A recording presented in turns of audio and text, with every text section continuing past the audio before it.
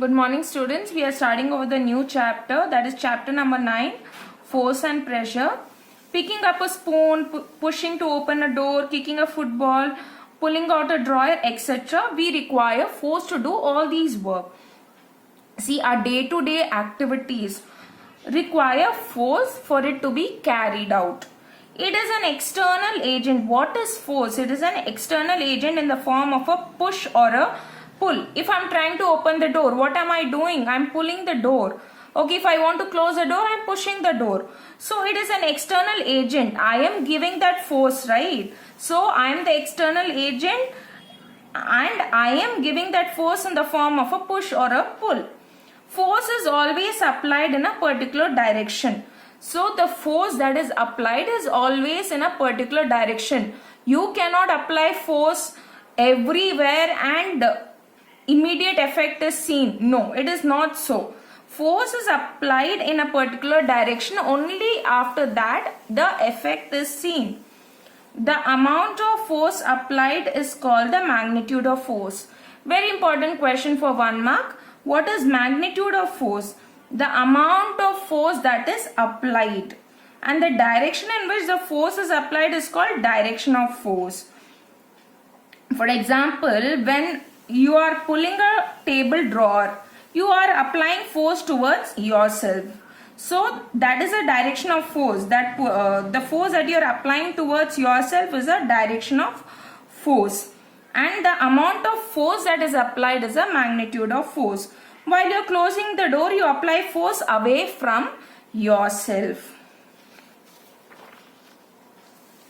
The universally accepted unit of force is Newton, or SI unit of force is Newton. Other units that are commonly used are dyne, kilogram force and pound force.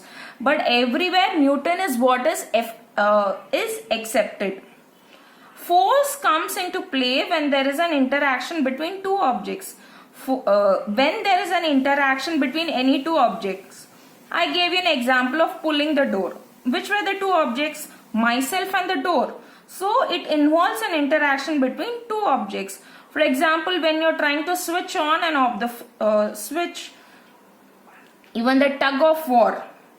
Okay, all these require an interaction between two objects. When two force of equal magnitude but opposite direction acts on an object, the resultant force acting on it is zero. For example, we see that what is the meaning of this particular statement. For example, now there is a block over here. Okay, and one side, one person is applying 5 Newton of force. The other side also, they are applying 5 Newton of force and they are trying to pull the box towards each other. But you need to remember over here is the forces are same. The magnitude of force is same, but the direction is opposite. And in such case, the resultant force acting on it will be 0. If the direction is opposite, but the magnitude of the force is same, both sides it is 5 Newton, then the resultant force on the object will be 0. It means this particular object will not move. If the magnitude of applied force by one team member is more than the other, the rope will move towards the team that apply force of higher magnitude. For example, this block, one individual is pulling it from this side. He is applying force of 5 Newton. The other side he is applying, suppose say 10 Newton. Where will the block move? Wherever the magnitude of force is high, that is 10 Newton. So the block will move towards my right hand side. So if the magnitude of one of the force is high, then the block will move towards the force that will move towards the direction which has got the higher magnitude. The resultant force acting on object is the sum of forces acting on it if they are in the same direction. So what is a resultant force? It is nothing but it's a total of all the forces acting on the object if they are in the same direction. That is nothing but the resultant force. Effects of force. Force can change the speed of an object if it is moving or can move an object if it is at rest. So you take any example from day to day life. You can change the speed of an object. Okay, what happens when the brakes are applied slowly? We see that slowly the speed of the car is decreasing. Suppose if you accelerate, what happens? The speed of the car increases, right? So by applying force, either we can increase or decrease the speed of a car. Even a footballer kicks the ball kept in the middle of the ground. When the footballer kicks the ball, what happens? The speed of the ball changes. First it was at rest, and then we see there is a change in the speed of an object. Force can change the shape of an object.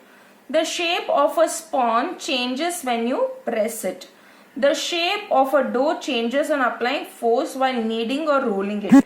Whenever rotis are being made, right, when you apply the force, what happens? So it becomes flatter. The shape of a thin sheet of a metal changes when it is hammered. So when you are applying the force, what is happening? The shape of the object is changing. So these are the few of the examples to tell that by applying force we can change the shape.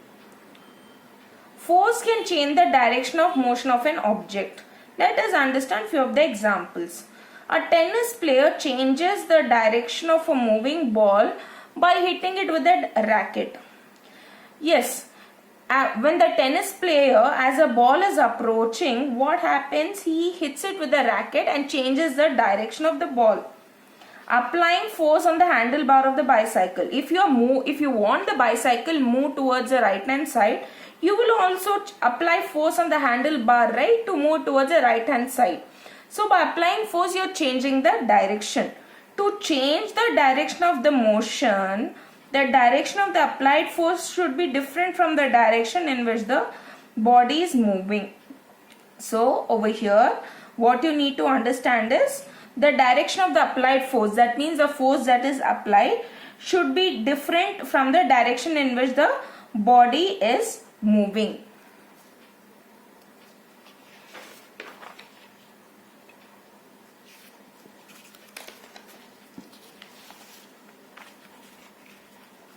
Types of forces, that is non-contact forces or the contact forces. These are the two different types of forces. Now, what are these non-contact forces?